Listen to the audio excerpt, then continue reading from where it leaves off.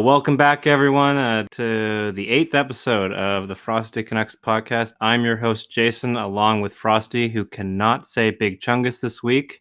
My milkshakes bring all the boys to the yard. Yes. Okay, what do we have on the list today? Well, we have games of the year, our personal games that we've played. So this does not mean that it's games that came out in 2020, though most of mine are. But we are first going to talk about Cyberpunk, the disastrous launch of it. Jeez Louise, this game is...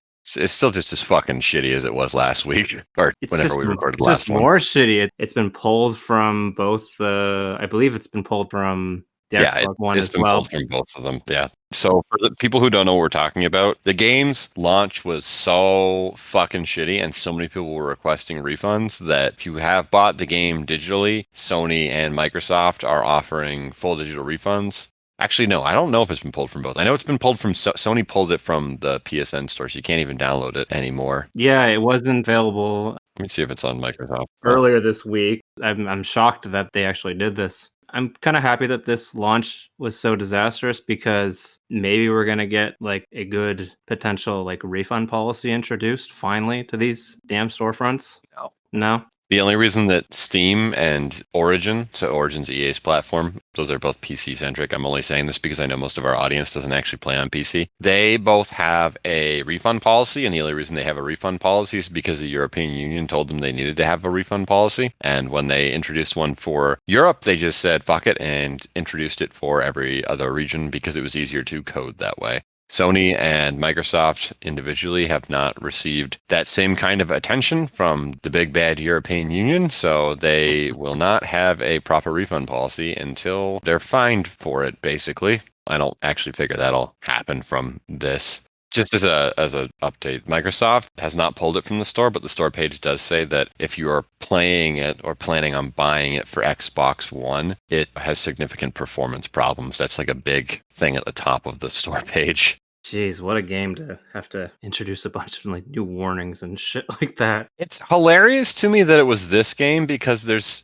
okay, so like this game has a shitty launch, but this is not the first game that has had a launch this shitty, and there's like a ton of low-profile games that were shitty. It's just that this is the most high-profile game to have a terrible launch, which is why people are losing their fucking minds over it. Yeah, I mean, like the same thing happened with like No Man's Sky when it got like the vanilla version of No Man's Sky got released. It was holy shitballs. People were, even with a refund policy on Steam, people were fucking pissed off about that. Yeah, and there was nothing got pulled from PlayStation Store. Of course not. They published it. Yeah. It had Sony's big fat stamp of approval. Some people have praised Sony for removing Cyberpunk from their store, like they are some kind of hero in this situation. Every single game that gets put onto a publisher's platform has to go through an approval process before it actually gets like available on digital storefronts. So Sony let Cyberpunk go through its approval process and let people buy it and download it and play it before they removed it. They're not the hero here. They're still just as evil as everyone else. Don't treat them like they should be applauded for this. You should rip their pants off and start flicking their nutsack for this. Yeah, I mean, they were saying like, oh, we don't actually like QA it. We just like make sure that it's playable. And it's like, this shit wasn't playable, so that excuse is garbage. Yeah, that holds absolutely zero water. When it's crashing this much, and like today there was an article that said, oh, version 1.0.6 on console, it reduces the number of crashes. Shouldn't it really be no crashes fucking at all? That's what the fucking end goal is, because I don't want my shit crashing. Yeah, that's kind of it. Don't treat the console publisher or owners or whatever the fuck you want to call them. Don't treat them like they're heroes in this. They're just as liable for allowing this shit to go out as CDPR is. Clearly they care more about making money, and they've made a shitload of money off of this. CDPR's made a shitload of money off of it. Don't kid yourself. This game sold 13 million copies with refunds accounted for it. So that makes it one of the best-selling games that was released this year. So 13 million people bought this and experienced it firsthand and had it, well, I guess maybe not all of them because some of them had high-end. But no, even people who had high-end PCs is still a buggy shit show. So everyone got to experience this game being a complete fucking disaster. No one's going to remember this. No one's going to remember this at all. Guarantee it. Some people will, but like in general, when CDPR's next game comes out, people will be like, "Oh man, this is the developer who made that really great game that I loved, Witcher 3, and also that really great game I loved called Cyberpunk 2077." I don't know if you know this, but like Witcher 3 did not launch in a very great state. It was made great over time, and most people played that game later, which is when a lot of the shit was fixed in it. So it was like a much, much higher quality. Obviously, it didn't launch as bad as Cyberpunk did. Right. Yeah. I mean, no game, and unfortunately releases in a like pristine state like anymore. There's always chance for bugs to get fixed or new bugs to be discovered. Yeah, but there's like a difference between releasing a game where it's like, oh, there's some like edge case bugs that came up, or there's like some really weird unanticipated problem that can come up on specific people's machines that you couldn't have tested for, versus we put out a game that we know is not finished, like Street Fighter 5, Cyberpunk 2077, Fallout 76, No Man's Sky. Like these are games that just like a few examples. I'm sure there's more that other people can immediately rhyme off whatever the hell like when they think of an unfinished product that came out. And it doesn't matter how many of these fucking games come out. People will still keep buying. People keep pre-ordering. People keep buying these fucking games on the day one. Doesn't matter how broken they are. It's people just like it's frustrating. So I mean, I've seen a couple like forums where people are kind of were asking the question like, "Hey, do you think if this released in an early access state instead, would the reception have been so bad?" This game released with an early access tag, people would be saying it's the greatest game ever. I am not joking. I am 100% serious. Have you seen what some games on Steam look like in early access? Not much of a PC player, so no. Oh, I guess that's true. So the way that Cyberpunk released is not unlike the way some early access titles hit Steam. Those same titles get the complete benefit of the doubt. They get like Nintendo levels of benefit of the doubt to where they can just put out just complete broken garbage and people will be, if it's fun enough, people will be like, oh, this is fine. I'm okay with this. It's not until the early access tag disappears that they start to get penalized and scrutinized in the way that they should have always been scrutinized. And there's something to be said for, being in early access and having some, technical difficulties that you're going to work on over the course of early access. That's kind of the point of it. But there's some games that demonstrably release in early access like it's a fucking alpha period, and it really is not when you should not be releasing alpha shit into early access. Ark Survival Evolved is a great example of that. I think we've talked about them before. Or maybe not. Briefly, I think. Okay. I can't remember if that's something we said here or if that's something I just talked about on stream. But those developers are basically fucking criminals. They improved that game almost not at all from a technical perspective over the course of their early access period. So to me, I still look at it and I'm like, this looks like a fucking beta ass game. The animations are very stiff. There's a ton of just UI type stuff that doesn't look like it should be done, like it's done properly. Every time I watch Miranda play, the game constantly bugs out to the point where I'm like, why do you even fucking play this game?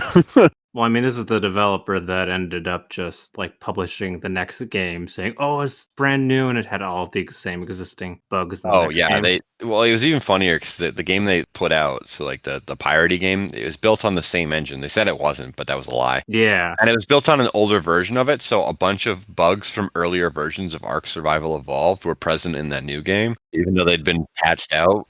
Yeah, I mean, they did the same, like it's the same thing for Fallout 76 had like the same existing bugs from Fallout 4's engine. Yeah, they didn't use the forked version of the engine with all the patches and shit in it. They took a much older version of the engine and used that instead of the more updated one when they were doing development, which kind of makes sense from like we started development on like an older engine because we started development like 2 years ago, but you should still carry forward like patches and stuff. I don't know how hard that would be to do on engines because I don't have a lot of actually any experience working with game engine code.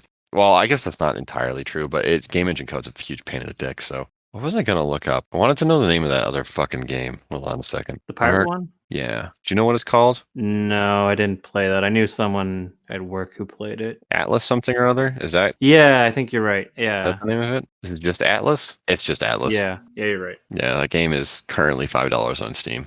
It's been in early access for 2 years and it still looks like dog shit. And it's that game's not escaping early access. The fucking reviews are just filled with negative reviews. I love the Steam reviews. That was the weird game that like I think the Chinese were like killing all the non-Chinese players or something like that. It was like, That's not unusual. oh really? Shit like that happens. Yeah, and it's not just like Chinese players will do that. It's not uncommon for players who are all from a certain country to band together and to just kill everyone from other countries. It's actually really funny. Eve does that a lot because in Eve, there's just like no moderation or rules. There's like entire groups, or I guess I call them corporations. There's entire corporations that are just like made up of people from Russia, and you can hire them to like as mercenaries to go kill other like American or like North American corporations. These are stories that Will tells me. The stories are much more fun than Eve itself is. But the stories he tells me are very entertaining, where they're like, oh yeah, we like hired a bunch of like Russian spies to go infiltrate in their corporation, and then just like we got in a battle with them, and the Russian spies just started like obliterating them from their back line, and then we just fucked them. And I'm like, that sounds crazy. Meanwhile, when he's actually playing it, it's just like a bunch of ships kind of not really moving on his screen, and they're firing lasers every 30 seconds at each other, and the battle takes 4.5 hours to finish. Like I said, the stories are much more exciting than the actual gameplay is. Yeah, it almost sounds like you make the gameplay up in that game. Like I said, Eve's more interesting to read about than it is to actually play, I would say. Mm. But yeah, what the fuck were we talking about? Cyberpunk? We were talking about Cyberpunk. Yeah, it's sold 13 million copies, and that was a way for them to be like, hey, look, investors, don't sue us, please. Whatever you do. Yeah, the investors still want to sue them because the launch wasn't as good as they thought it was going to be, which is the biggest fucking farce I think I've ever heard, but that's neither here nor there. Yeah, with 13 million copies for like a single player game, breaking, as you had said last time, all the records from the previous Steam ones, like the Fallout's concurrent players, and Yeah, this launch was successful. this launch was super successful. I think the only other game this year that outsold it is Call of Duty, and that's, no one beats Call of Duty. So, except for Rockstar. Rockstar can beat Call of Duty, but it's like a completely different fucking beast. So that's, yeah. Well, and that's like multiplayer, so. Yeah. Oh, yeah, if you just meant like in terms of single player game, this is probably the most successful single player game released all year, bar none. Mm-hmm. Definitely for sure this year. Do you tend to read like the best-selling game lists at all every year? Not a whole lot. Okay. So I'll peruse through various different charts. It's hard to find like a unanimous one that has all of them combined, but I think it's NDP group. I usually read their numbers every year. The games that tend to chart on those are almost exclusively multiplayer. So it's like the 10 best-selling games in North America, and it'll be a couple of sports games, Call of Duty, Ubisoft, open world games, and maybe a Nintendo game. And like that's the list every single year. Yeah, that makes sense. And FIFA's never up there, but like FIFA would be if Europe's numbers were included, because that game is very popular in European region. That's just where it does best. Yeah, is Madden up there on the North America one? Probably. Yeah, Madden and NBA do much better in North America, but in a worldwide scale, they get dwarfed by FIFA because soccer is a way more popular sport. Right. Yeah, no, FIFA's. As is tennis, surprisingly. Tennis? Yeah. Who makes tennis games?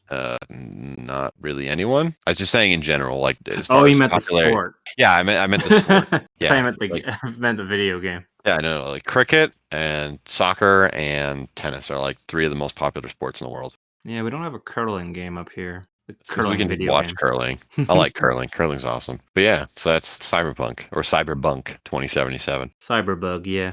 We wasted enough time. Are we ready to get into the game of the year stuff? Yeah, we should move on to games of the year. Okay. All right. So before we start this, I have a post that's going to be live shortly after this podcast. You will not be hearing all of the content for that post, that's my game of the year stuff, in this podcast. I have a list with more games on it than Jason has prepared to talk about. So I'm going to be choosing stuff randomly off the list. So A, you don't even know what order they're going to be on the list in the actual post. No, that's it. There's no B. So just to piss you people off so that you actually go and read the fucking post.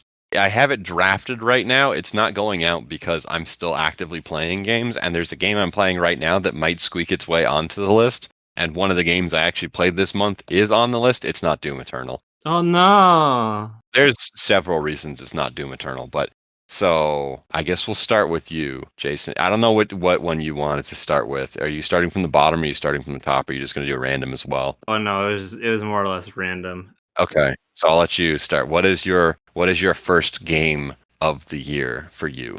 World premiere. My first game of the year would be Hitman 2, the one that stars good old Bald McGee, Agent 47, with his fucking barcode on the back of his head. That doesn't make any sense when you want to be stealthy and you have like something that's really easily recognizable, but Got a very iconic design considering he, it's a stealth game. yeah, that's exactly my point. Yeah, he's very iconic in that regard. So yeah, I mean, this is the sequel to the unfortunately episodic Hitman 1, which was just a really boneheaded decision from Square Enix because that's what they wanted to do with all their fucking games at the time. They wanted to make them episodic, Time? just like At the time. at the time. Yeah, they've At the changed. time. At the time. Even though they released the first quarter of Final Fantasy VII. Oh, we'll get to that later. Yeah. They're still doing it. It's not at the Yeah. time. They're still fucking doing that. Yeah, I guess that's actually a good point. Well, for the most part, they're not really doing that. I hope Final Fantasy 16 isn't Part one, half of a part game. two, part three. Anyway, continue on. I'm okay with parts if they're as long as they're like cohesive stories within the parts, but I'll get into the Final Fantasy part later. So in this one, like the levels are just so highly detailed. Like there's so many secrets that you can discover. I have to applaud IO Interactive for their ability to make good interactive levels where you can just disguise yourself as any person pretty much in the area. Oh, you want to be that politician who's handing out pamphlets for his reelection? Sure, go knock him out and take his freaking costume. You want to be the waiter so that you can pour a poisoned cocktail for this one guy and either make him nauseous or just straight up have the poison that immediately kills him? Go for it. There's so much flexibility to this game and its core design that it's just so much fun. That's the thing. And I know I've talked about it on like the first episode, but my favorite level would be the one that's you're on a tropical like retreat.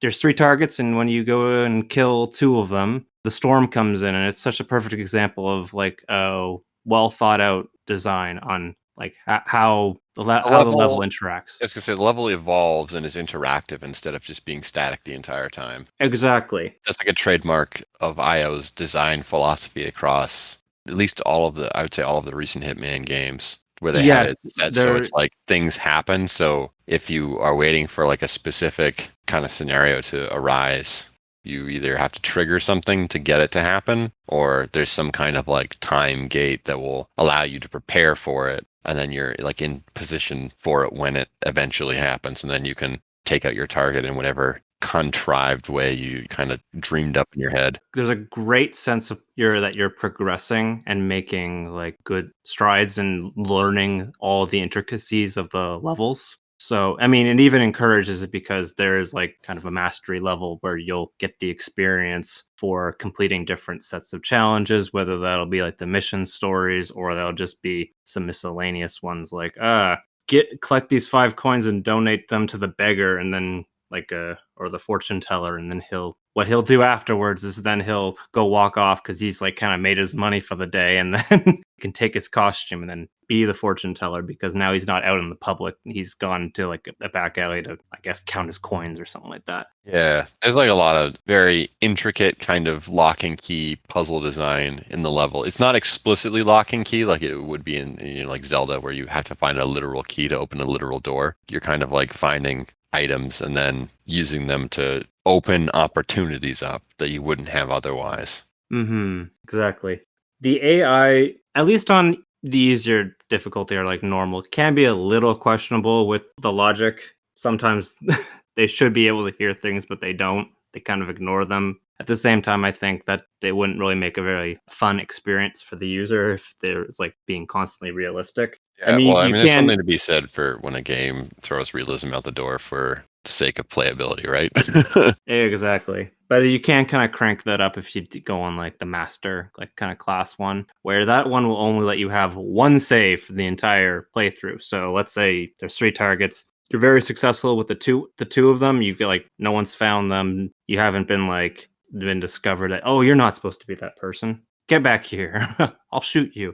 You can get like one save and then you can kind of go from there. You have to finish the rest of the level. So I kind of like that design and how You can save in the middle of Hitman levels on lower difficulties. Yeah, you can constantly save in Oh, those I levels. quite literally never did that when I Oh, played the no, first game.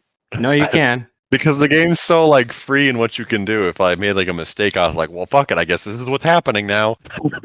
Well, no, you could definitely play. That's what's good about all this is like it's not like game over. I mean, on the harder difficulties, it might be game over if you get starting to get shot at. But Yeah, yeah, well, you can still make it.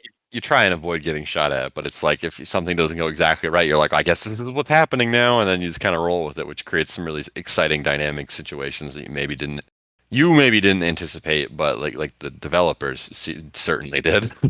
Yeah, and I mean this game is incredibly replayable. Like these are the games where I'd say this is a great example of like a sandbox style game done right. Yeah. Well, that's the point of it, right? You get put in a level that's big enough that it feels like there's a space to explore, but it's small enough that you can remember how the fuck to get around it. You're gonna learn every single nook and cranny, and I'm Hmm. very excited for the next Hitman 3 game that'll come out next year because there's gonna be one level that's set in a mystery mansion. Well, That one looks it's gonna be Clue. yeah, it's basically gonna be Clue.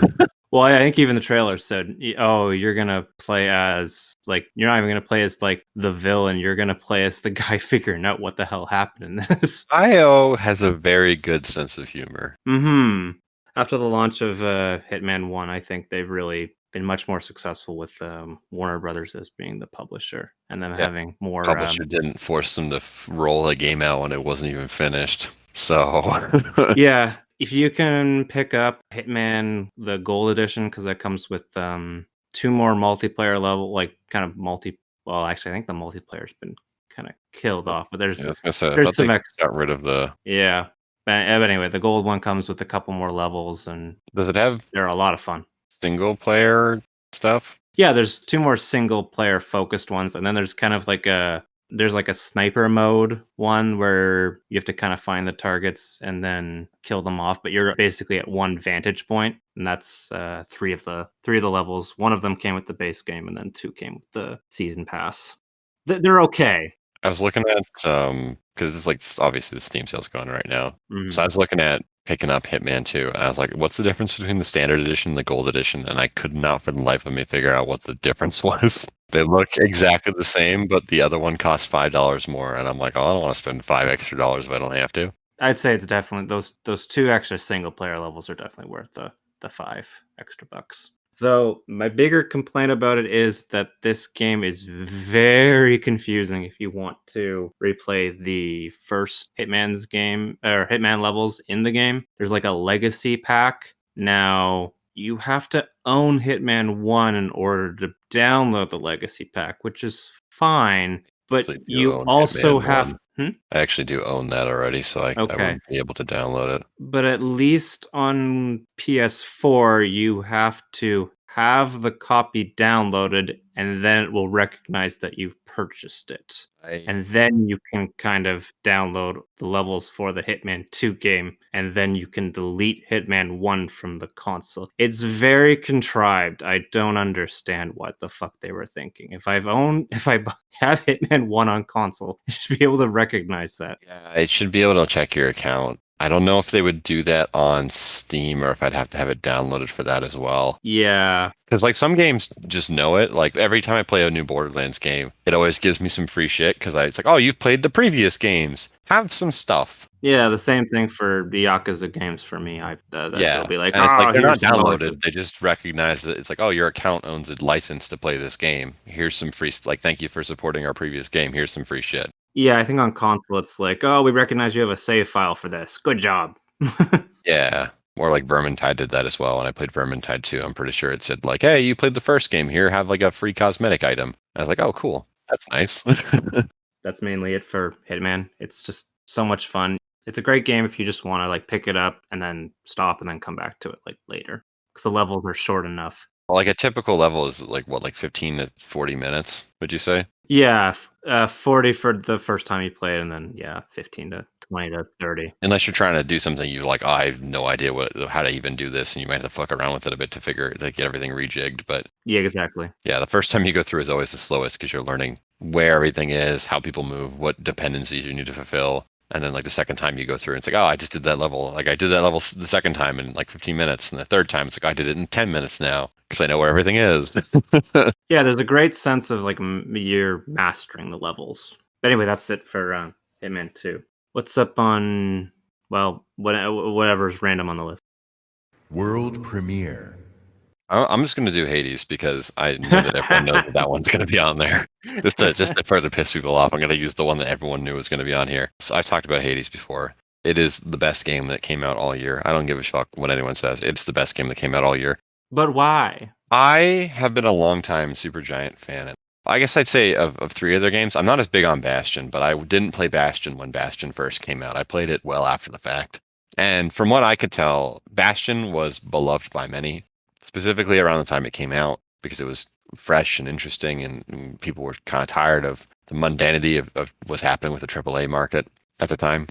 Gray games and everything was super serious. It was like the emotional, angsty teenage phase of the video game industry. Yeah, the shoot 'em up phase. Yeah. Transistor came out in 2014, and it was critically well received, and the people who played it seemed to enjoy it. It just didn't seem to get as much like visible praise or vocal praise from people as Bastion did. Then Pyre came out in 2017, and that game is way the fuck better than Transistor and Bastion, to the point where I was like, okay, if people, like tons of people liked Bastion and always say, oh, Bastion this, Bastion that. And some people were like, Transistor's like a more complex Bastion. I don't like that. But people are going to play Pyre and they're going to like it. And some people who normally don't say anything about Supergiant's games were like, yeah, this game is great. But I still felt like it didn't get a whole lot of attention. And I'm like, God damn it. Hades is not a Pyre situation.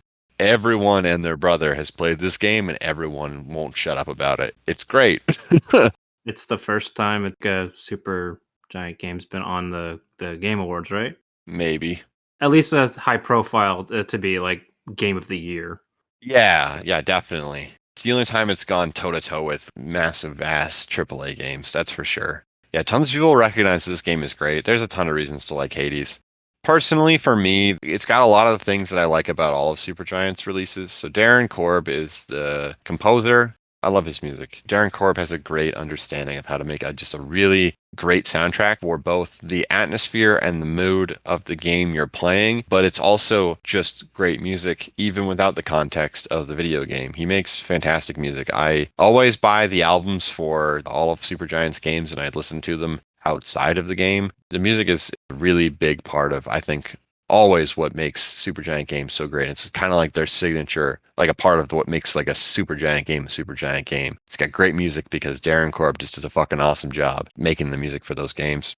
Another part of their signature style is their art style. Mm-hmm. The art in this game is fantastic, like the art in all their other games is fantastic. I'm a really big fan of how all of the gods and goddesses look. They're fantastic. There's so much variation in the way that their color, their poses. You get a sense of their distinct kind of personality from each of them just off of their visual appearance alone. I'd say that's a testament to how good the art direction in this game is. On top of that, when you're actually playing it, everything is super duper crystal clear. There's enough contrasting colors everywhere that even when the action gets super duper frantic, you can still keep track of what's going on. That's something that some game developers don't seem to recognize and some people take for granted. But when you play some games and it's diarrhea Christmas lights, to steal that term from girlfriend reviews, sometimes you just can't even fucking see what's going on because there's just too much shit and there's not enough visual contrast or color contrast to clearly signpost and show you what the fuck is even happening. Hades does not run into that problem, so it's both nice to look at in screenshots, but the colors and the variation and all the contrast and shit helps to make the gameplay good as well. That's kind of like the mark of really good art direction, when it's good to look at and when it's functionally good in the game.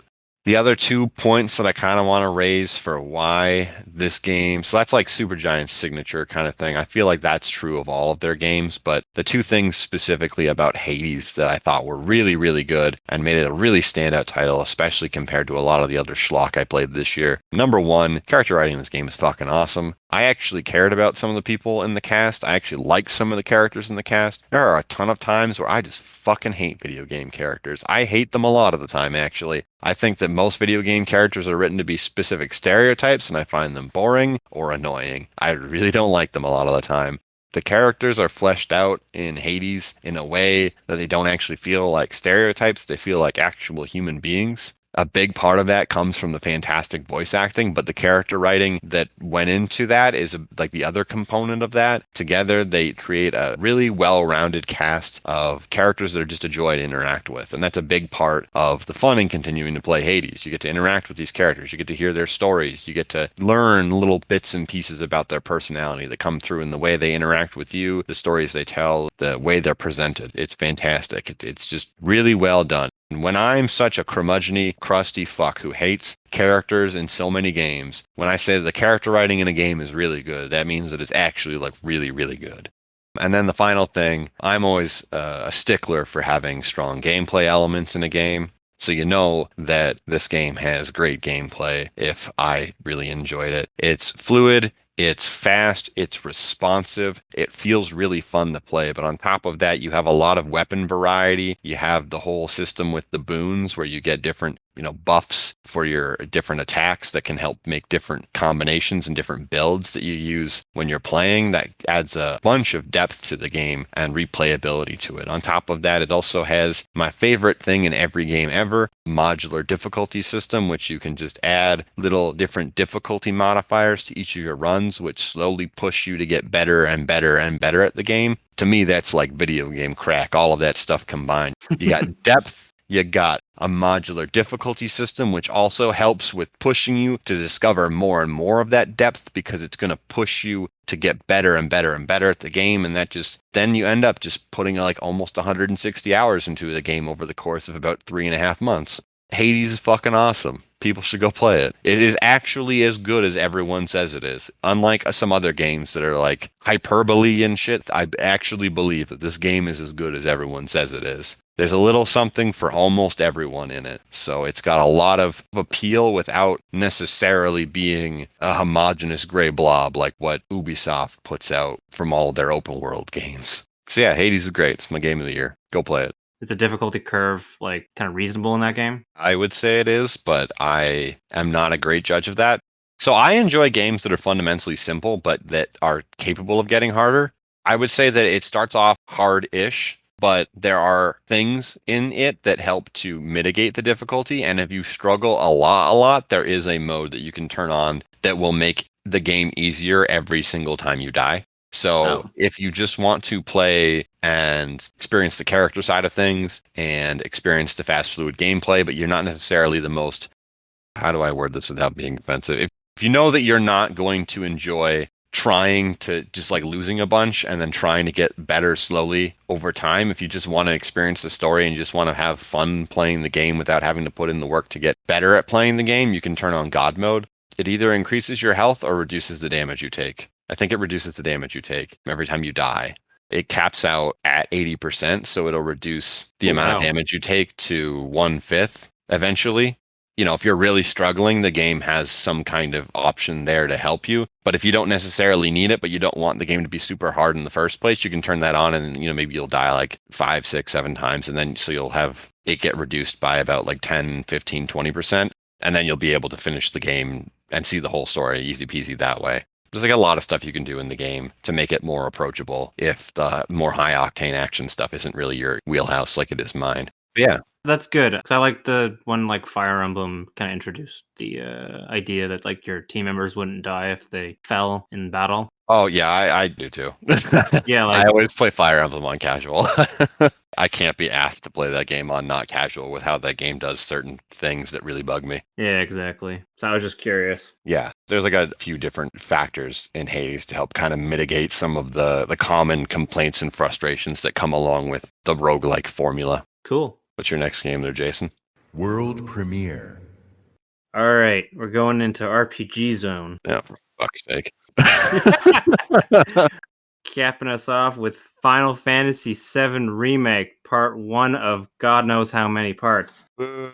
Yeah, exactly. I Why does this game have to be so many parts? Back to that episodic thing, like, I really wish this wasn't. I think I understand that with 100 gigabytes for the 2 discs that it had to come with for the PS4, I think the PS4 just can't handle much more.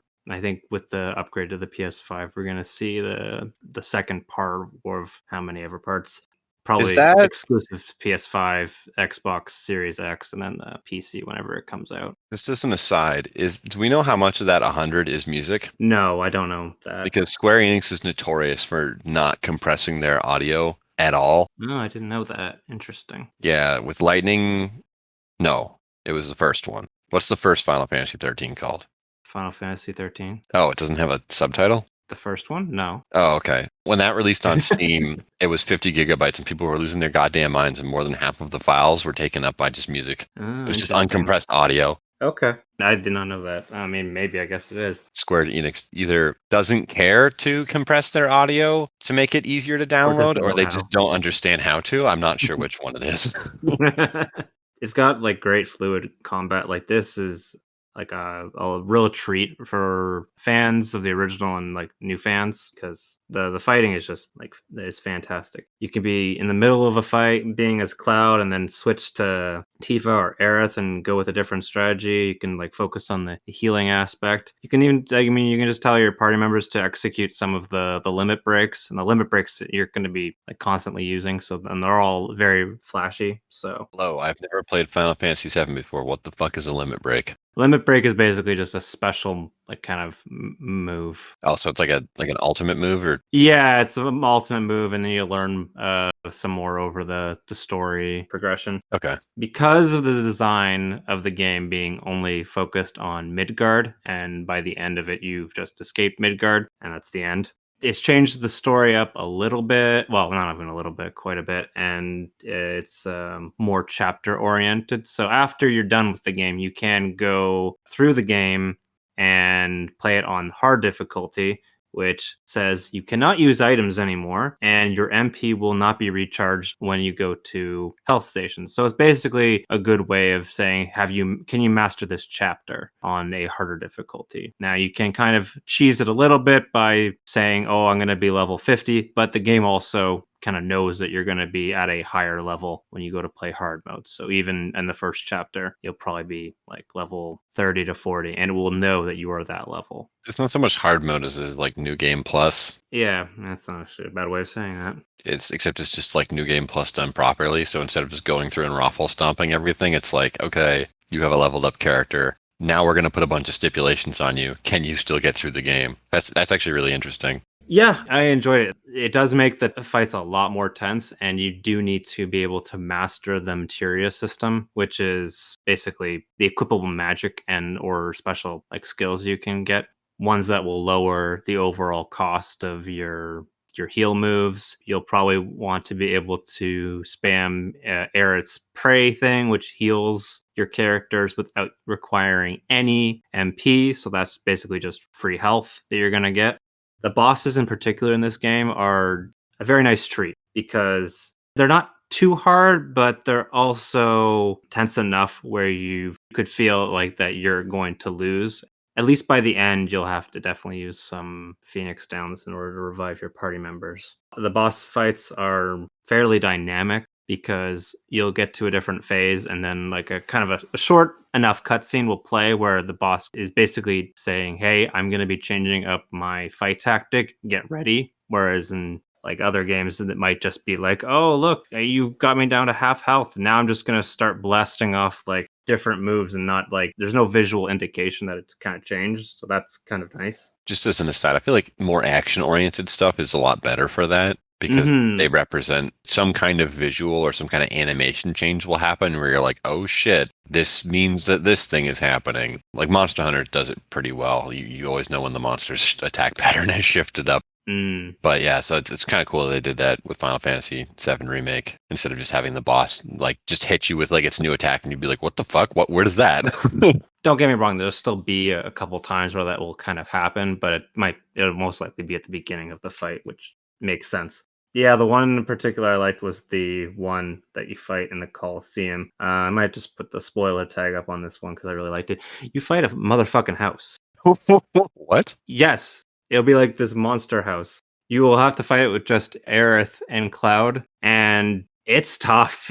The first time you fight that, you might get your ass handed to you because I'm gonna say, isn't Cloud the only one who does damage in that party configuration? no, Aerith is like really key for that because she's got a lot of the or well, I guess anyone can equip the magic, but she has higher magic stats, so she's very key in order for you to be successful because you need to kind of know that damn house is charging for me. I need to either dodge correctly or know like, oh, I need to burn the house down or I need to electrify it or freeze it, and it's just a lot of fun. It's just chaotic, and that whole chapter in that game is chaotic. So it sounds like, in general, you really liked the gameplay of Final Fantasy VII Yes. Remake.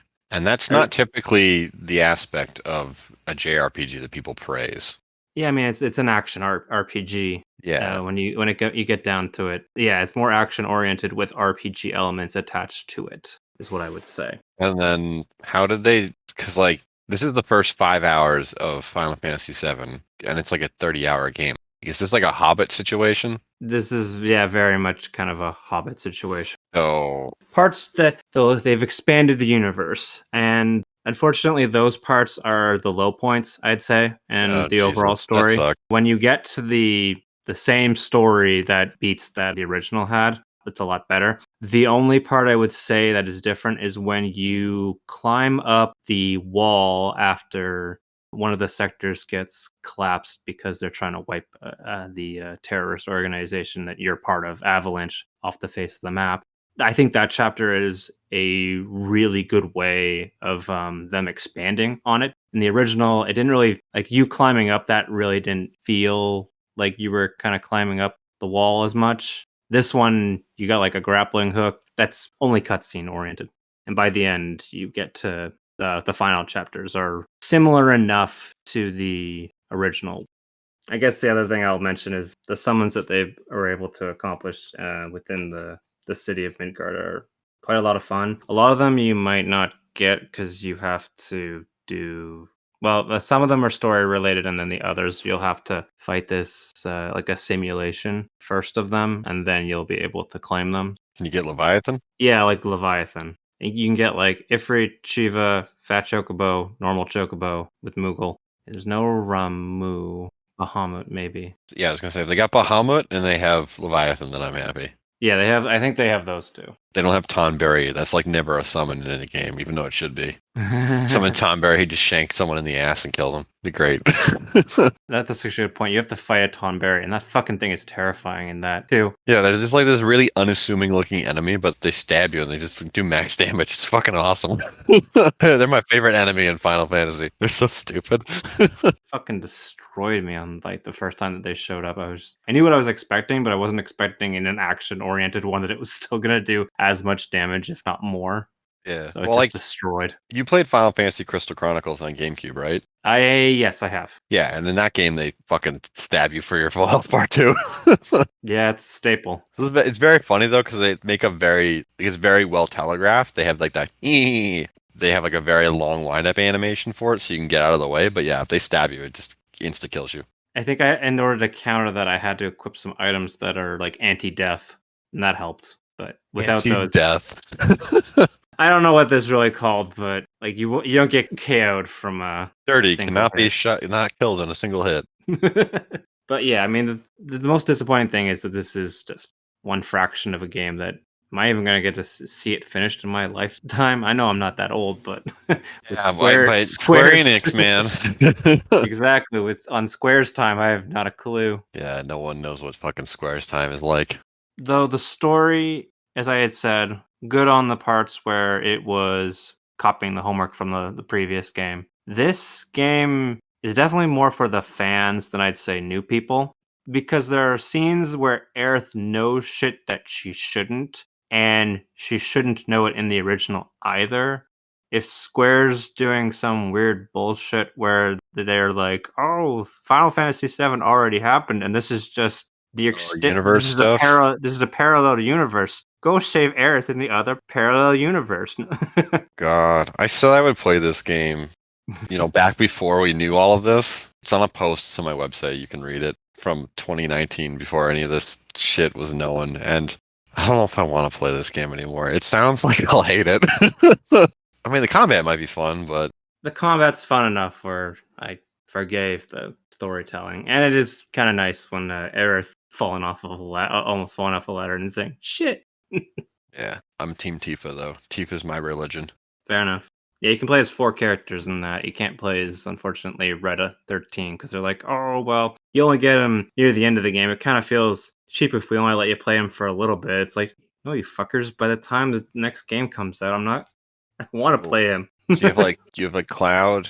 You have And Cloud, Barrett, Tifa, and Aerith. Those are your 4. is Barrett the guy with the giant cannon on his hand? Yes. He looks really cool. Yeah, he plays well. He does more spread damage per the gun. Yeah, well, I would assume it when he's got a giant like Gatling gun attached to his arm. Mm-hmm. Anyway, that is it for Final Fantasy VII Remake, Part 1 of 10. I don't know. Part What's 1 next? of 3 or 4, probably.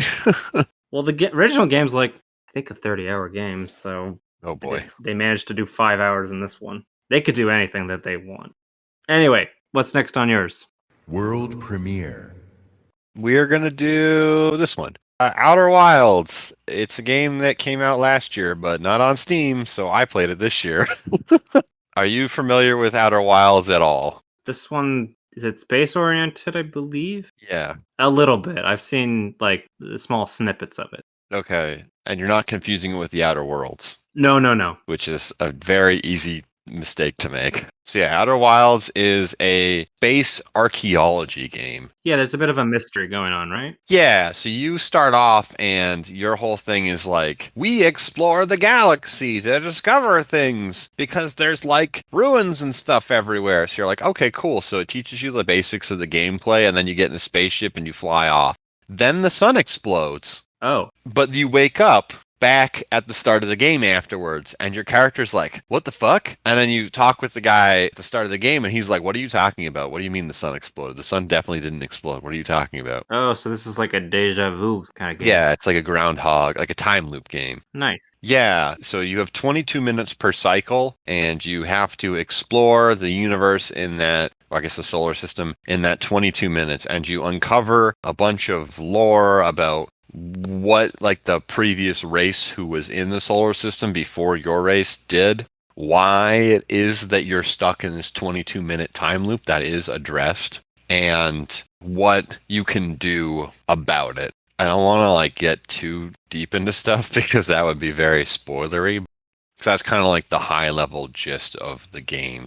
Unlike so many other games, Outer Wilds does not give you like any direction for what to do. You're basically told like, we explore the universe, and it kind of says like, hey, you can maybe go talk to the guy who's on the moon orbiting around our planet. And like, that's what the game starts with. And he'll just be like, oh, you should go find some other explorers on other planets.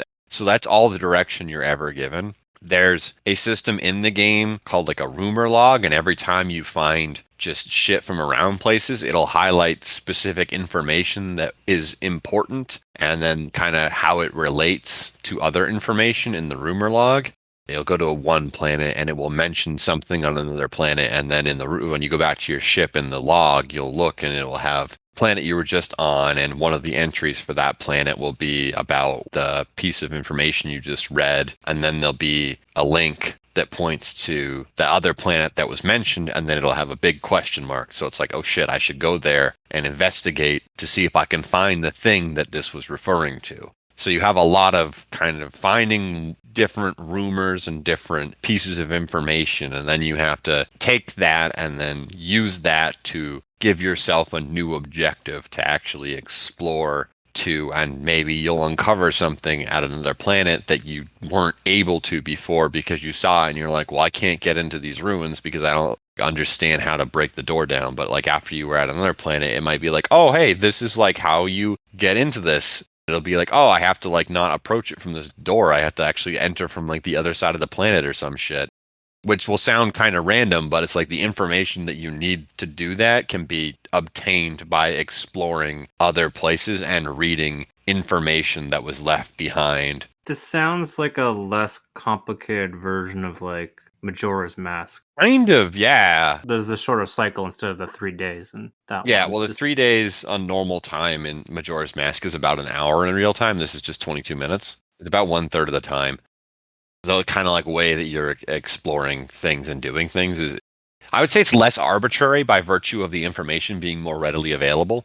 There are certainly things in Majora's Mask that are very, how the fuck was I ever supposed to know this? Very Because the cryptic, game yeah. doesn't even necessarily tell you what it is. Where in this, it's a lot more obvious what the connections are and how you can kind of piece, like how you can piece that information together. Is there a kind of a in-game way of being able to save that information, like in a journal, or is... Yeah, that's the rumor log has all of the information detailed, so Oh, it has okay. like the connections for the information, but if you actually click on the specific entry, it'll be like, here's all of the actual information.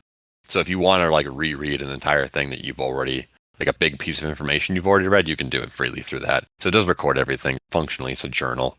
Very well designed, just from like a video game like a design perspective. It's a very well designed solution to that kind of a problem. But yeah, you're fundamentally, you are allowed to discover things however you want.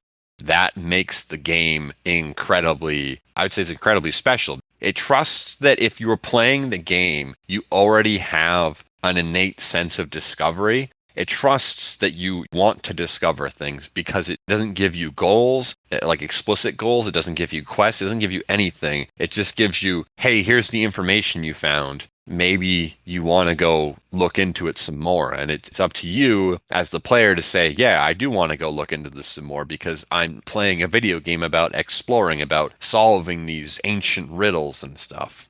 The only other thing that I will kind of point out to, again, just kind of avoid spoilery stuff about the game, there's a whole host of puzzles based around quantum mechanics. So I don't know much about quantum physics. The only thing I kind of know about quantum physics is from what I know from playing this game and also from watching a video that George Weidman, Super Bunny Hop on YouTube, he did a video on Outer Wilds and quantum physics that is actually really well researched. That video and this game are the only kind of window I have into that. The idea of quantum stuff is that while you can see it, it exists. And as soon as you can't verify that it exists, then its state can change. I'm probably oversimplifying this, but that's like the gist of it from how I understood it. Something is quantum if its state can change when you can't verify its state. So there's a lot of very interesting puzzles in Outer Wilds built around quantum as a mechanic. There will be things that while you're looking at them, they will be where you see them. And as soon as you look away, they're gone. And that creates some very interesting, mind-bending puzzles. It's not as complicated as it probably sounds by virtue of the developers not being complete asshats about it. They get a very complicated concept. Like the puzzles are done in such a way that you don't have to have like a deep understanding of quantum mechanics to actually understand them. The mechanics and like how the puzzles are built into the game is explained very clearly. Like a game teaches you what you're supposed to learn, and it's very clear in teaching you what you're supposed to learn. But yeah, that whole aspect of the game is also very interesting. So yeah, it's a very interestingly designed game. The quantum stuff is really cool. And then the fact that it just like, it knows that it's a video game and it just lets you immerse yourself in exploring its world and solving its many mysteries. And it doesn't fucking tell you how to do that. You just get to figure out how to do it on your own. And with so little games doing that, I really, really appreciated the fact that Outer Wilds just, there's no guidance. It takes the reins off. It just let me play the game how I wanted to play the game. And that was a really unique and refreshing and just exceptional experience. It's a pretty fantastic game.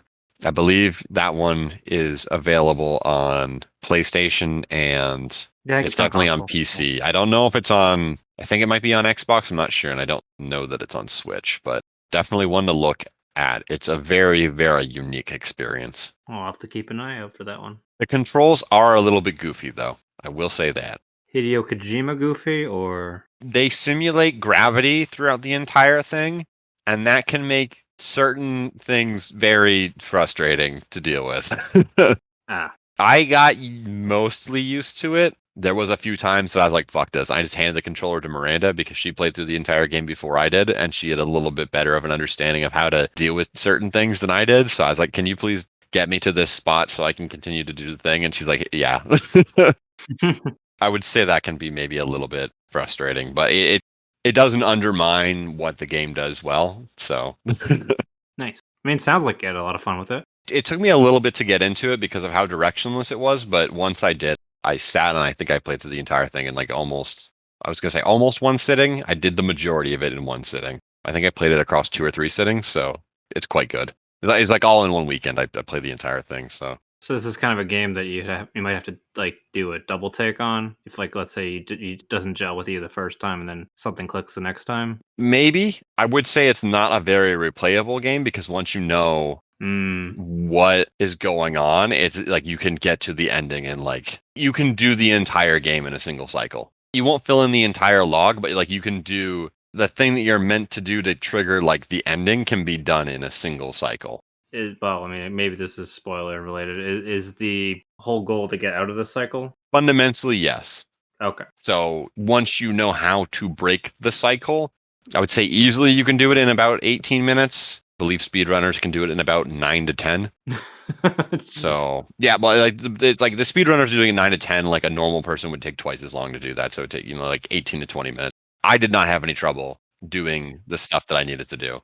It's forgiving enough. Cool. Yeah, even with like the kind of goofy ass controls. So it's like it's not super hard. The only thing that might impede you is something that I don't want to talk about because that's spoilery. So, and this game is way more fun if you go in just kind of knowing that it's a directionless archaeological dig up stuff and research and make your own connections and all this other shit. So it's a fun game. So with that, what is next on your list? World premiere. I've got Code Vein. The most anime video game can be. I actually forgot that you had that on your list. Honestly, it's so goofy with some of the story beats. That's why I'm adding it to my list. Like it's a fun Dark Souls like game from Bandai Namco, and I do have to say it's a bit refreshing from their traditional because they do RPGs a little bit differently because they've got the active kind of slightly more action oriented, but you're still doing like moves, like the real time combat. Tales is like active combat, right? Yeah, the Tale series. Yeah, no turn based ones. I think they might have like turn based ones on their mobile games because it's kind of hard to do action oriented stuff on a mobile phone. But anyway, see what my notes say. Got some big old anime titties. I know that about it. It is the waifu simulator. It's got a really extensive character creator. Like you can make a bunch of crazy different combinations. Like you can change like one of my characters had like one of the eyes, like one was like I could change like the style of the eye itself. You can make an anime, like you could make it like it's like cracked and weird stuff like that. Like you can change the color of slider. I don't remember. You play a female character, did you? No, I played the male one, but I think I did make one female one, but I just don't remember. Is there a boob slider? There was never a boob slider in the first place. It was always the physics slider, which is a little disappointing. No, there's no boob slider, apparently. And people are upset about it. Oh, wait, no. They had a boob slider update, though. We need boob sliders. It's a shame there's no boob sliders. Hold on. What is happening here?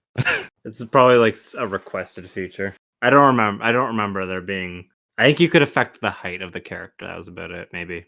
That might make the boobs bigger. It's not. Nature.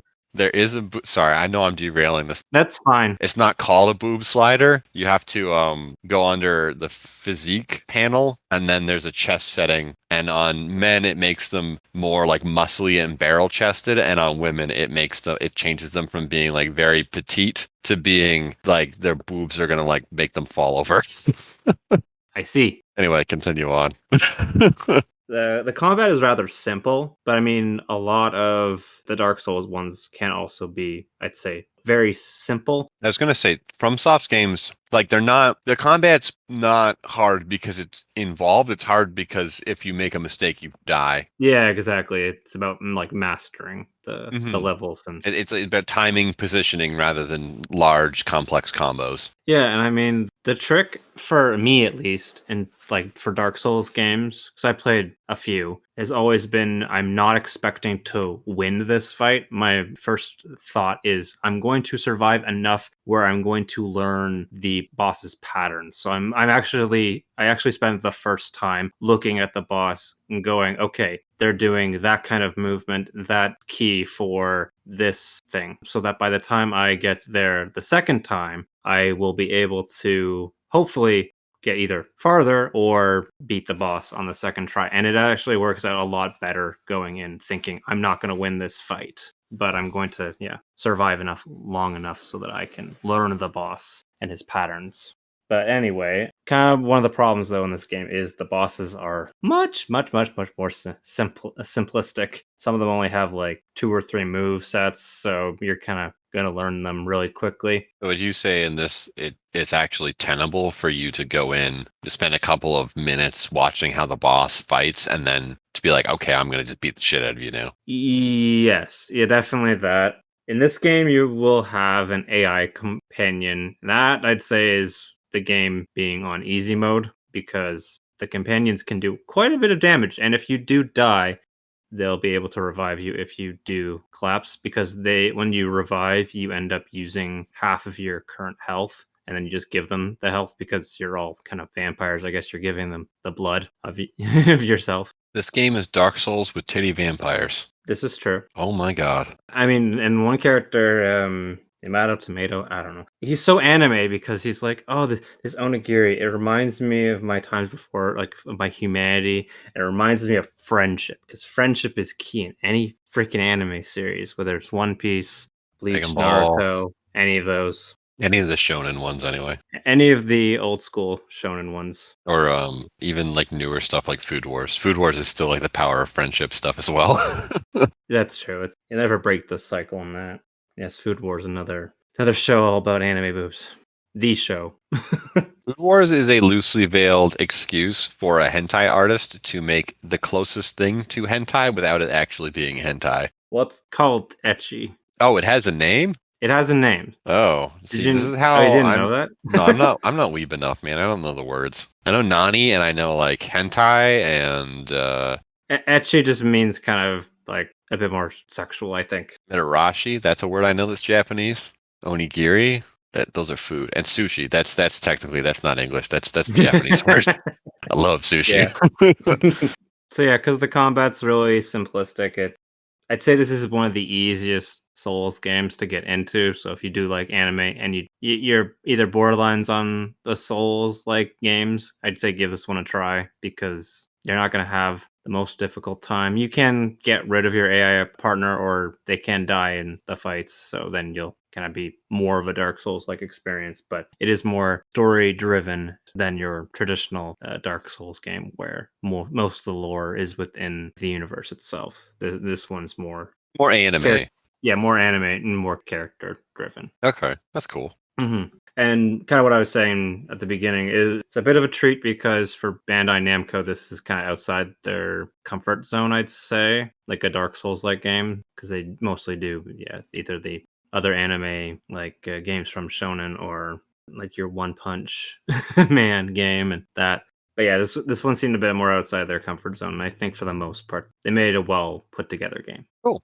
And that would be it for Code Vein. I have another question that's not related to boobs this time. Oh. How is the weapon variety? Does having different weapons actually change your moveset, or is it just kind of like every single weapon kind of has like a light and heavy attack, and there's not that much difference? No, kind of it's similar to Dark Souls in that regard. Yeah, you can have like some like I mostly did I think light sword and like I think I had a heavy hammer. But you can have like I think a bayonet and stuff like that too. So you can go with a ranged approach. You so can there's enough you can have a variety. gun with a sword on the end of it? Yeah, I didn't use it very often though, so I can't make too many comments because I kind of found my style that I preferred, which was one light weapon, one heavy weapon for when the enemy is down. Okay. You can switch on the fly too, so Yeah, don't like Dark Souls. I kind of figured when you said you had the kind of like the 2 weapons that you're swapping between. Mm-hmm. Okay, that's cool. Yeah,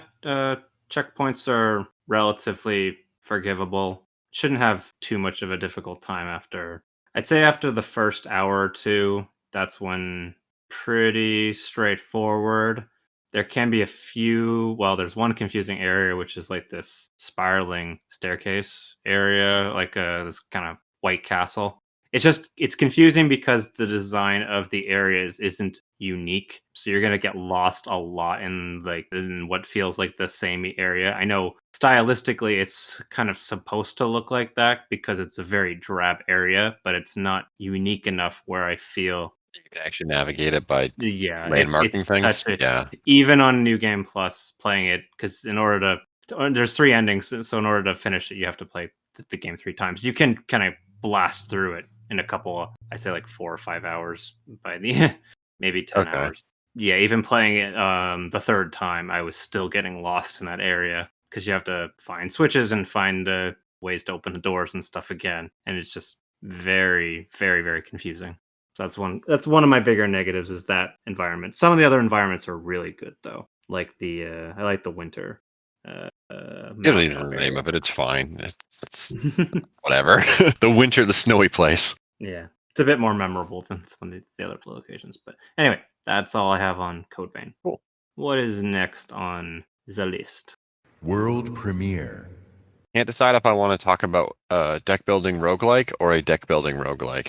That's quite the conundrum. There's actually 2 different games here. Which is more roguelike? Technically, I'd say Eden is more roguelike, so we'll go with that. So one step from Eden.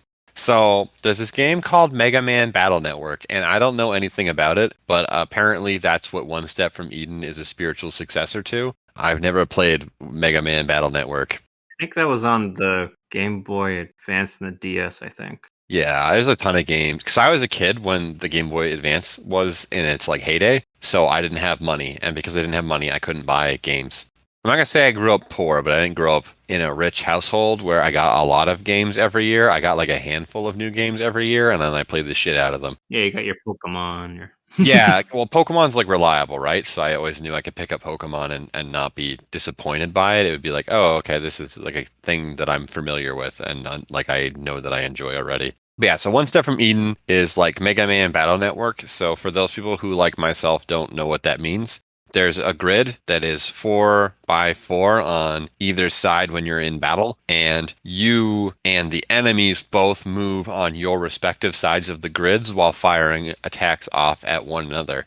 In Eden, there's a bit of an extra twist on that kind of framework in that instead of having a set number of skills that are on cooldowns that you fire off when they're off cooldown, you have a deck of cards that you use instead for your various attacks. So you're casting, you have 2 cards active at any given time, and they cost however much energy. Your energy kind of recharges over time, and you'll fire off attacks one after another in this lightning fast bullshit gauntlet. The game plays a lot like a bullet hell. There is so much shit going on the screen at any given time. Honestly, when I first started playing One Step from Eden, I found it extremely frustrating. This game has one of the most unreasonable starting difficulty curves I have ever seen in a video game. It is so monumentally hard to get into playing this game to the point where it almost feels entirely unfair when you're starting it. I believe I had to play it for something like, I want to say like 15 to 16 hours to even like feel like I got to a point where I understood how to play the game properly.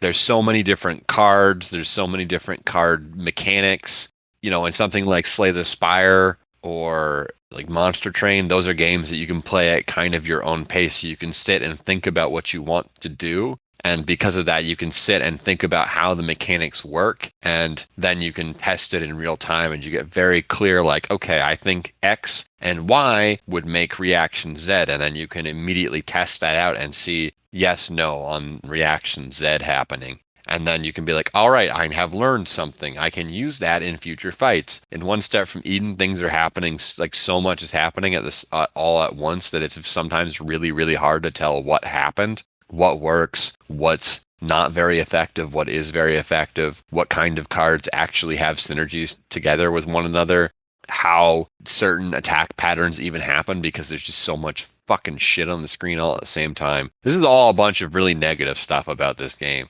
However, once you finally put in the work to get to a point where you understand the game, it's really fun. Finally winning a run in this game was like one of my biggest gaming achievements of the entire year, owing entirely to how just unreasonably difficult this fucking game is.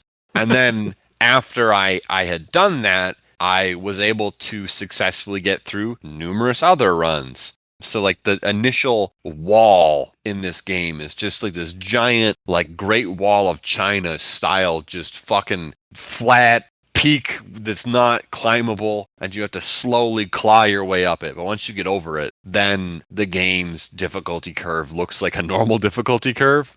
I say that because it also features modular difficulty type stuff the same way that Slay the Spire does. Most of the roguelikes I enjoy playing feature that kind of a thing.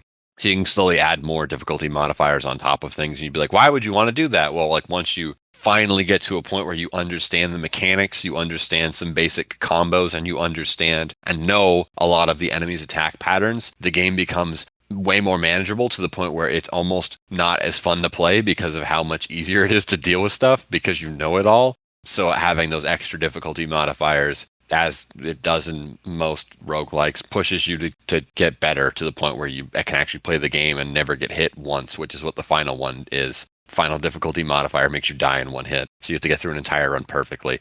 Obviously, I did not get that far into this shit.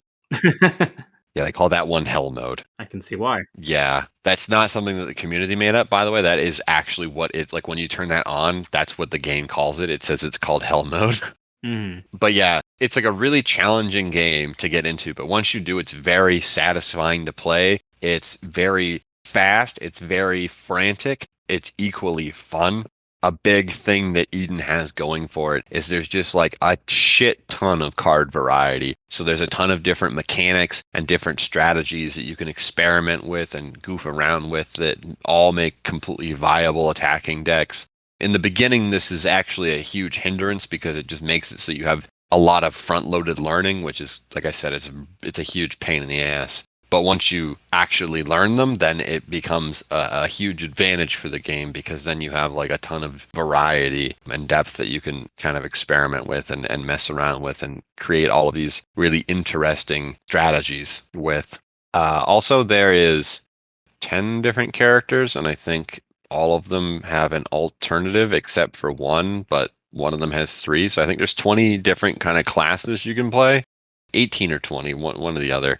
And each of those features some kind of unique gimmick or mechanic that accentuates one of the existing mechanics from the cards in the game already. So in that way, you can choose a particular character if there's a specific mechanic you want to like build a deck around and experiment with in a run, you can choose the character that accentuates that particular mechanic and then really, really, really dig into that mechanic and kind of get the full breadth of what's available from it.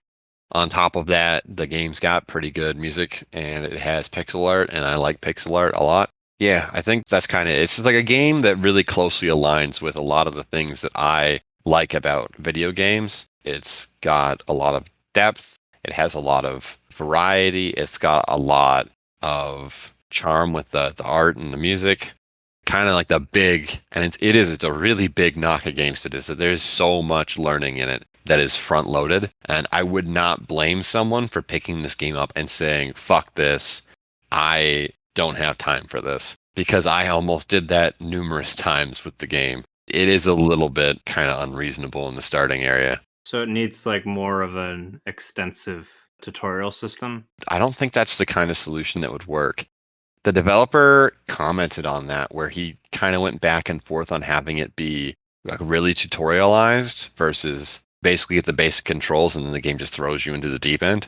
And he found that that was more in line with the kind of experience that he wanted to provide, where you learn, and then when you learn on your own, it feels like your accomplishment instead of the game just telling you that there's like a thing you can do. Okay. But I would maybe say just lower the initial difficulty and then have like the first few difficulty modifiers be like increasing enemy attack power and increasing the complexity of their patterns. That might help instead of just throwing people in and just like ripping their head off and shoving it up their ass, which is fundamentally what the game does for the first several hours. Yeah, so don't start with like on normal difficulty. Start on a lower difficulty. Yeah, well, it doesn't have difficulty in like the traditional sense. Right. I mean the modifiers, yeah. Like I would think that maybe that would be just make it more forgiving and make like the pattern, like, maybe just like strip out a few attacks from bosses, or maybe just even like one of the things Hades does is that there's an attack speed difficulty modifier in that game. So you start off with the base speed and then you can increase it to be plus 20% and plus 40%. And you don't go from nothing to plus 40%, but if you go from nothing to plus 20%, then it's like, okay, I know the patterns already. I have to be prepared to react to them faster. I have to be prepared to deal with them faster. And then once you get used to that, then you bump it up to 40, then it's even a little bit more faster. But by that point, you've learned enough and you've practiced enough to where you can successfully deal with those problems without it being a massive kick in the teeth. So you can kind of build your way up to playing the game super duper fast. And then when you go back to playing it without it being super duper fast, which is something I did do, I was kind of raising the difficulty modifiers in Hades all over the place to experiment with what I liked the best. I had it on 40% speed for the weapons I was really familiar with. And then when I went back to the lower speed on the weapons I wasn't as familiar with, it felt like I was playing the game in slow motion because I was so used to playing it with everything moving 40% faster and attacking 40% faster. Maybe that could be a way to solve the problem, is just make like the attacks a little bit slower and then have one of the modifiers in Eden be like, okay, now they're going to be like 10% faster and then 20% faster and get it back up to like where it was, so that it's like less overwhelmingly challenging, and then have it become like more approachable for more people. I like that solution. I don't know if it'd be a good solution, but I like the conceptually, I like the idea of that. Okay. Anyway, One Step from Eden is unreasonably hard, but if you get over the hump, it's a very rewarding and a very fun game to play. I would not blame anyone for playing it and saying, fuck this. So with that, I already know what your last game is, so let's get into the, well, I guess it's more like a series of games, but we'll get into your last game here, Jason. So why don't you introduce that? World premiere. All right, my last game is F-Zero. F-Zero. No, sorry, I have not actually played that this year. World premiere. It's actually Yakuza Like a Dragon. So this game is a big change for this studio. It's gone from the beat 'em up action-oriented gameplay that they've done for the last technically 7 games, because they did a Yakuza 0. And this one stars a brand new protagonist, Ichiban, which means number 1 in Japanese, apparently. His name is I Am Number One? Well, it's Ichi means like 1. Oh, okay. Yeah, so he keeps getting made fun of like being the one. I think that's a play off of being like the hero. Yeah, I was Like, going to he's say. the one. So everything about this game screams it's taking elements from Dragon Quest. When you get a new party member, it plays a little jingle. When you get certain equipment, will be very themed, like, this one has like a fire-oriented thing. This one has lightning added to it. This one has got blizzard. The items are weapons are very, very goofy in this game. It is quite the treat.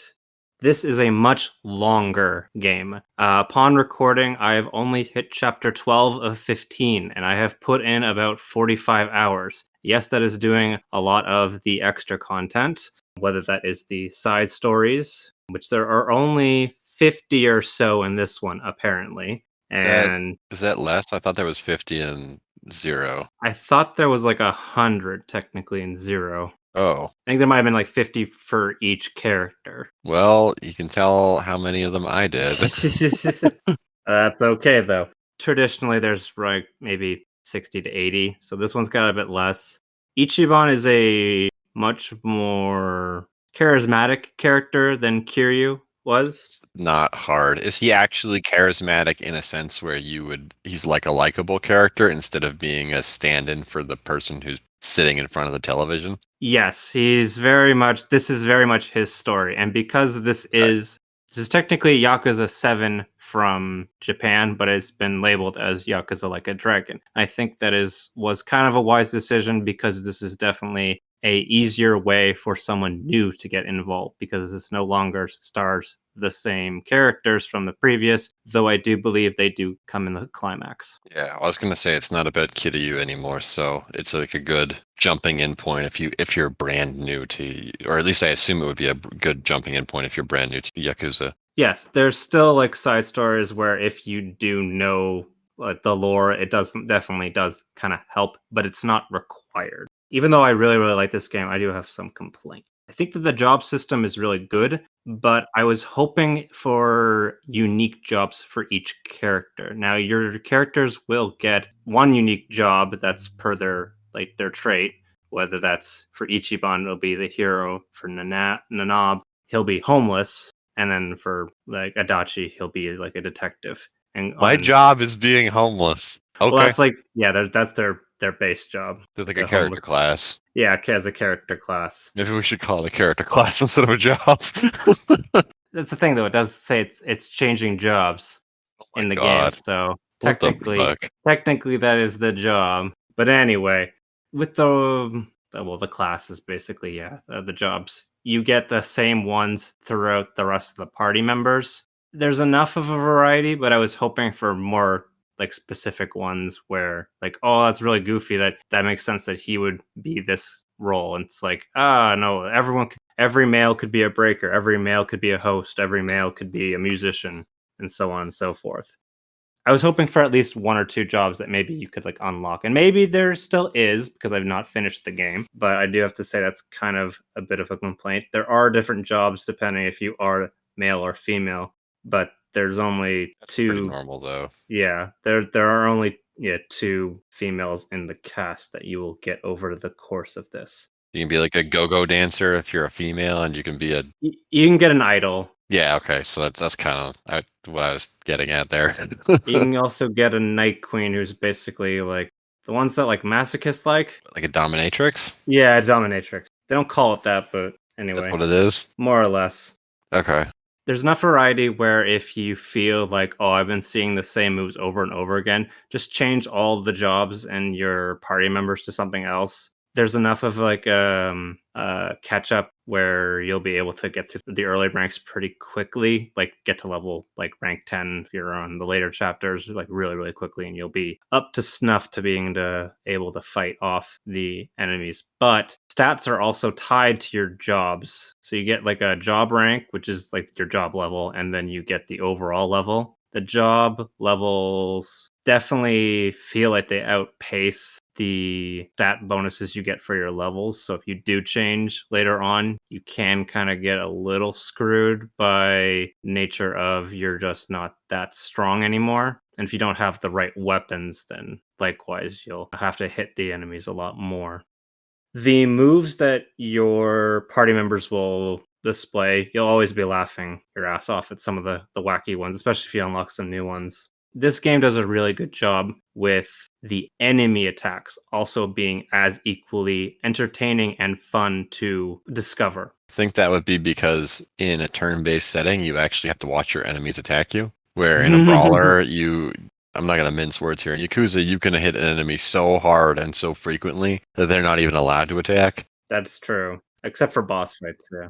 But then they have like unique attacks, so it makes sense to give everything kind of over the top wacky animation attacks because you're going to be seeing them attack you by nature of the way of how like the combat's been altered, right? Exactly. This is good enough of a parody on like the Dragon Quest formula because there are also summons which you can. They're okay, I'd say. The summons are they like actual creatures or are they just like some guy like fucking It's like a homeless guy runs in and like slaps someone over the head with a fish? It's not even that. It's just a cutscene, and then like, oh, he hit everyone in the area in like this animated cutscene. So they don't really come in like they would in like let's say the Final Fantasy game, like oh, it's a summon. They're gonna come in for a couple like turns and then they'll leave. Okay. So I think it's a bit of a disappointment in that regard. A bit of a cop out. Yeah, a little bit of a cop out. But what replaces in Yakuza 0, because apparently all of people on Twitter seem to be starting Yakuza 0 all of a sudden. What's that all about? Do you actually want me to say what that's all about, or? Sure. Kim from Later Levels wanted a new game to play, and she saw the Gaming Omnivore had started playing it. He just started playing it because, there's people who said it's really good. So because he was playing it, it's on Game Pass as well. That's the other thing. It's on Game Pass for Okay. PC and Xbox. So because he was playing it, and Kim's like, I want something new. And she's like, I thought when I saw what like Omni was playing Yakuza, that looked fun. And I'm like, oh yeah, Yakuza is it's a fucking great game. I think some other people said it was great as well. So I'm not just gonna say it's my doing, but like between what you saw from Omni and then me and I assume other people pushing, saying, yeah, Yakuza is fun, you should play it. Kim started playing it, so that's how that happened. And then for AK, I think that we bullied him into it. no, we didn't bully him into it. I think that us and some other people have talked about how fun the game is, or how fun all the games are. And with Yakuza Like a Dragon being out, he's like, well, I'm going to start from the beginning, because that's the kind of guy he is. That's quite the journey. Yeah, exactly. So he kind of put out an open call on Twitter, and then, I replied, you replied. I think, I can't remember who else replied. But all three of us said that it's a really good game, and he's like, okay, cool, I'll start with 0 and work my way up. So yeah, that's why he's doing it. So it's just, I would say it's mostly just happenstance. The fact that it's on Game Pass certainly helped. I didn't know that. It or 0 and Kiwami 2 are on Game Pass, all of them. And it's on the Xbox and the PC version of Game Pass. Just random luck. But it's a good thing. It's a really good game, so. Yeah. I'll just say my last point, which is like in Yakuza 0, there's another big mini game, which in this case is the management mini game, in which you basically are taking over this corporation and you build up your empire. It's You some enough. bum on the street, Yes, and you just happen and someone hired you to become a CEO of a business. Yes. That's even stupider than both of the ones in Yakuza 0. Yes. I can't understate that. I don't think it's nearly as deep as the Cabaret Club or the Hostess Club would be in 0, but it's enough where you're going to spend probably I'd say I spent about a good 5 to 10 hours tinkering with that. It's also where you'll get a lot of the money that you need in order to either buy weapons or buy upgrades. So it's kind of almost a requirement to play it. Ooh, and or hiss. It's fun and goofy enough where it doesn't feel like it's a drag. How is the minigame variety in, like, cause I've only ever played 0, so compared to 0, how is the minigame variety in 7? Is there like a lot of overlap, or is there a ton of new games that you can play? There's new ones, but unfortunately I have apparently not gone to the other cities yet, so I can't make a full comment on whether some mini games are kind of tied to like Kamurocho, because when you start you're in I'm trying to remember, Yakamoko or something like that. Anyway, Can't remember the name. Is it the same place that you spend all your time in? This is a completely new area. That this is Okay, they so I developed won't this know from the name at all scratch. then. Yeah, that's why I'm blanking on this one. But yeah, I haven't even gone back to Kamurocho again. So you spent a lot of time there. I don't know why I'm completely blanking on the name. So this is Jason while editing. I can't believe I didn't remember this damn city's name. It is in the Yokohama district, but it is Izaka Ichincho.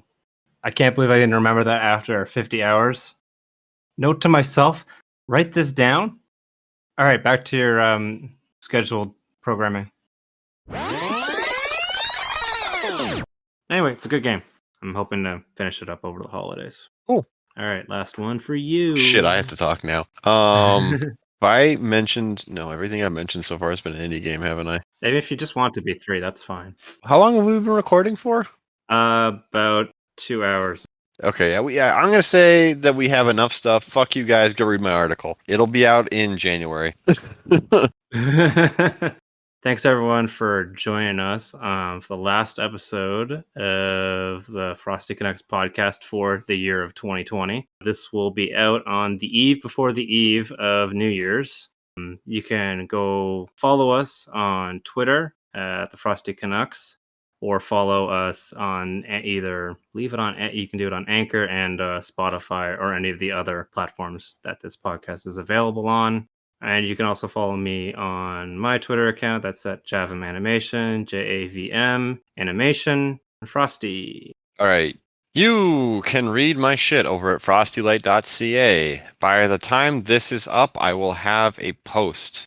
I think it's a really nice post.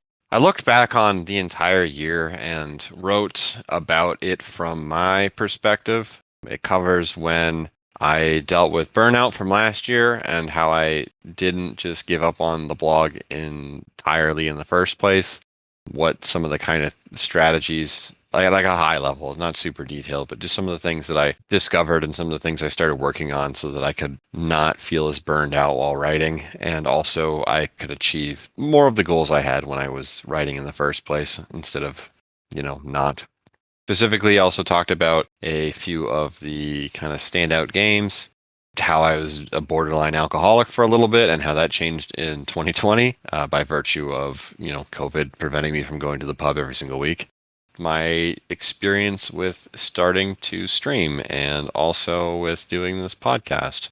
There's a little bit of a brief thing in there about my art, but I covered that off in its own separate post. Yeah, it's like a kind of good sort of final post of the year, even though following it, obviously the podcast will be going up. But if you wanted to know what my entire year looked like and get a little bit more of a clear look at the inside of my head, you can read that entire post. It's called Looking Back 2020 Postmortem. And then the following week, so a week after this goes out, you should check back on the site for the full list of my games of the year. Since I only covered 3 of them off, that'll be a little bit of a tickle in your balls so you get interested in reading the full list. There are games on there that I would not have expected to show up on there, but they're there. There's a ton of interesting, unique games on that list because that tends to be the kind of thing that I gravitate towards. So it can be a very good place to go if you just want some recommendations on interesting games that you might not have tried. Fair number of them are games that did release this year or last year, so they're also current. As for the other stuff, you can follow me at Frostilyte on Twitter. I post art there. I post articles there, so it's a great place to keep up to date with what I've been working on. I also occasionally post spicy tweets there that I assume people think are funny. I don't know. You can follow me at Frostilyte on Instagram. I just post art there. That's it. You can follow my Twitch channel. That is also Frostilyte. I stream every Friday at 4 p.m., except for I'm not doing that on the 25th because it's the 25th. Spend time with your family or loved ones or just play a fucking video game. I don't know. I'm taking Christmas off. Don't at me. But every other Friday, I'm out there. I usually alternate between doing an art stream and a video game stream. I have a few things. Yakuza, like a dragon, might be appearing on there at some point in the future. Some other potential games that I'm not going to get into might appear there in the future. I think that is everything. Yes, go read my stuff that I'm posting out. I want people to read it. Some of the posts that I'm working on are I think they're good. They should be entertaining and they should be informative. So go read those and follow me on the things. Okay. Happy holidays from the Frosty Canucks and stay frosty.